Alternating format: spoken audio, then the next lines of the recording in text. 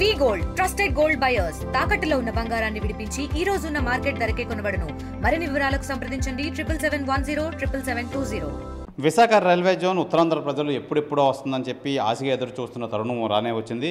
అయితే దీనికి సంబంధించి రైల్వే జోన్ సంబంధించి రావాలంటే ఫస్ట్ జనరల్ మేనేజర్ అపాయింట్మెంట్ అయితే అవ్వాలి. అలాగే జనరల్ మేనేజర్ అపాయింట్మెంట్ అయ్యింది.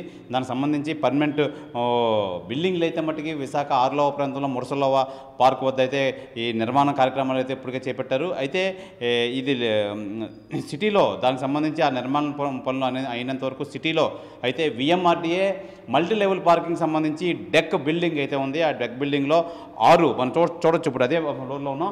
6-7 ఫ్లోర్లు అయితే ఈ రైల్వే జోన్ సంబంధించి జిఎం ఆఫీస్ అయితే ఇక్కడ వచ్చే పరిస్థితులు అయితే ఉన్నాయి. అయితే మరో 45 రోజుల్లో అయితే ఇక్కడ కార్యక్రమాలకు సంబంధించి ఈ జిఎం ఆఫీస్ సంబంధించి మొత్తం ఫర్నిచర్ ఎక్విప్మెంట్ అంతా మొత్తం వీళ్ళు టెండర్లు అయితే పిలవడం అయితే జరిగింది. మనం చూడొచ్చు. ఇప్పుడు ఇక్కడ మార్కింగ్ అయితే చేశారు. మొత్తం మొత్తం ఈ బిల్డింగ్లో మొత్తం అంతా ఈ జిఎం ఆఫీస్ అయితే వచ్చే పరిస్థితి అయితే ఉంది.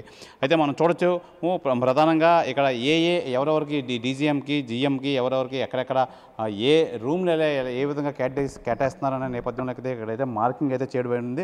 మనం చూడొచ్చు. ఇప్పుడు మన కెమెరామెన్ అయితే చూపిస్తున్నారు.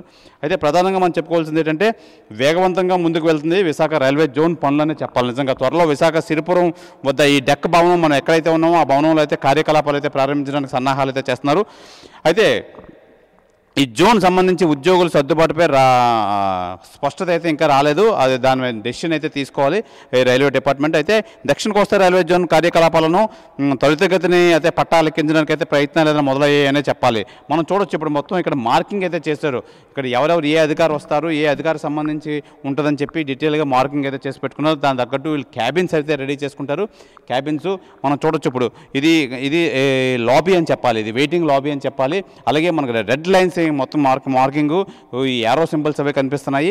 అయితే ప్రధానంగా మనం చూసుకోవాల్సిందంటే తాత్కాలికంగా సిరిపురంలోని ఈ విఎంఆర్డీఏకి చెందిన డెక్ భవనంలో జోన్ జనరల్ మేనేజర్ కార్యాలయం అయితే ప్రారంభించుతున్నారు. అంటే పర్మనెంట్ బిల్డింగ్ అయ్యే వరకు అక్కడ వరకు అందులో ప్రారంభమయ్యేంత వరకు ఇక్కడ కార్యకలాపాలు అయితే చేస్తారు. ఇదివరకే జిఎం సందీప్ మాధురి భవనాన్ని అయితే పరిశీలించడం అయితే జరిగింది. ఈ జోన్ సంబంధించి ఈ జిఎం అయితే సందీప్ మాధురిని అయితే నియమించింది ఈ రైల్వే అధికారులు. అయితే ఆ జిఎం సందీప్ మాధురి ఈ భవనాన్ని అయితే వచ్చి పరిశీలించారు. త్వరలో ఫర్నిచర్ ఇంటీరియర్ పనులకు అయితే టెండర్లు అయితే పిలిచారు.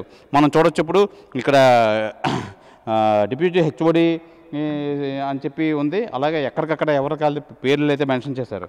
అయితే త్వరలోనే ఫర్నిచరు ఇంటీరియర్ పనులకైతే టెండర్లు అయితే పిలవనున్నారు. అయితే 45 రోజుల్లోగా ఇది పూర్తి చేసి దసరా నాటికైతే జిఎం కార్యాలయం అయితే అధికారికంగా అందుబాటులో తీసుకురావాలన్నట్టు అయితే వీళ్ళైతే కృషి చేస్తున్నారు. ప్రస్తుతం మురసలవ ప్రాంతంలో జిఎం కార్యాలయం శాశ్వత భవనాన్ని అయితే నిర్మాణ పనులు అయితే జరుగుతున్నాయి. అంతవరకు ఈ కార్యకలాపాలన్నీ ఇక్కడ సిటీ నగరం నడిబడిలో ఉన్న ఈ విఎంఆర్డీఏ డెక్ బిల్డింగ్లు అయితే చేస్తున్నారు. అయితే ఇక్కడ మనం చూడొచ్చు. చాలా సువిశాలమైన భవనంలో దీన్ని ఇక్కడ ఏర్పాటు అయితే చేస్తున్నారు. ఇది పూర్తయ్యే లేక డెక్ భవనం నుంచి ఈ సేవలు అందించే కార్యక్రమం అయితే జరుగుతుంది. ఇందులో మొదటి ఒక ఫ్లోర్ పరిశీలించగా సరిపోదని చెప్పి భావించే అధికారులు అయితే 2 ఫ్లోర్లు అయితే తీసుకున్నట్టయితే సమాచారం అయితే ఉంది. అయితే ప్రధానంగా దాదాపు 41,000 చదరపు అడుగుల స్థలాలను అయితే ఉపయోగించనున్నారు మొత్తం ఈ జిఎం ఆఫీస్కి అయితే. ఇందులో సుమారు 450 కార్ల నుంచి 600 ద్విచక్ర వాహనాలు నిలిపేలా పార్కింగ్ స్థలం ఉండడంతో ఈ భవనానికి ప్రాధాన్యత ఇచ్చారు రైల్వే అధికారులు. ఏదేమైనా మొత్తం మీద ఇది సువిశాలంగా నిజంగా జిఎం ఆఫీస్ అంటే మొత్తం యంత్రాంగం మొత్తం అంతా సరిపడే విధంగా ఈ మాత్రం ఈ 41 చదరపు అడుగులు అయితే మొత్తం ఉండాలి. దీనికి సంబంధించి మొత్తం అంతా వీళ్ళకి అనుకూలంగా ఉంది. పార్కింగ్ కూడా ఎటువంటి ఇబ్బంది లేదు అని చెప్పి మొత్తం అంతా ఈ జిఎం ఆల్రెడీ పరిశీలించడం అయితే జరిగింది. దీని పనులు 45 రోజుల్లో అంటే రానున్న దసరాకైతే మొత్తం ఇక్కడి నుంచి కార్యకలాపాలు మొదలయ్యే విధంగా అయితే మొత్తం అంతా ఈ పనులకి టెండర్లు అయితే పిలిచారు. ఫర్నిచర్ ఇంటీరియర్కి మొత్తం ఇక్కడి నుంచి అయితే ఈ జిఎం ఆఫీస్ అయితే మొత్తం అంతా ఏర్పాటు కానుంది. ఏర్పాటు అయిన తర్వాత ఒకటిగా స్టెప్ వైజ్ మొత్తం ఈ జోన్ కార్యక్రమాలు అయితే మొదలవుతాయి. నిజంగా విశాఖ వాసులు కానీ ఉత్తరాంధ్ర ప్రజలు కానీ రైల్వే జోన్ ఎప్పుడు వస్తుంది, ఇక్కడ అన్ఎంప్లాయ్మెంట్ వాళ్ళకి రైల్వే అవకాశాలు అయితే వస్తాయి. రైల్వే జోన్ వస్తే అలాగే అన్ని విధాలుగా కూడా ఫండింగ్ అయితే ఉంటుంది. రైల్వేకి అయితే ఎప్పటి నుంచో ఎదురు చూస్తున్న ఈ రైల్వే జోన్ రావడం మటుకు నిజంగా ఈ ఆనందం వ్యక్తం అయితే చేస్తున్నారు విశాఖ ప్రజలు. ఏదేమైనా మరో 45 రోజుల్లో అయితే మనం ఇప్పుడు ఎక్కడైతే ఉన్నామో ఇదే బిల్డింగ్లో అయితే మొత్తం రైల్వే జోన్ కార్యాలయానికి అయితే అన్ని ఏర్పాట్లు ముమ్మరంగా సాగుతున్నాయనే చెప్పాలి. ఇది ఈ రైల్వే జోన్ సంబంధించి డీటెయిల్ రిపోర్ట్. కెమెరామెన్ ప్రసాద్తో శివరామకృష్ణ RTV విశాఖపట్నం నుంచి. తెలుగులో ఫాస్టెస్ట్ న్యూస్ యాప్ ఇప్పుడు కొత్త అవతారంలో 5 సెకండ్లోనే పూర్తి వార్తా సమాచారం మీ చేతిలో. సోషల్ మీడియా ట్రెండ్స్ మీ కళ్ళ ముందుకే live TV and voice search ఆప్షన్స్తో ఇప్పుడే డౌన్లోడ్ చేయండి. యాప్ లింక్ డిస్క్రిప్షన్లో ఉంది.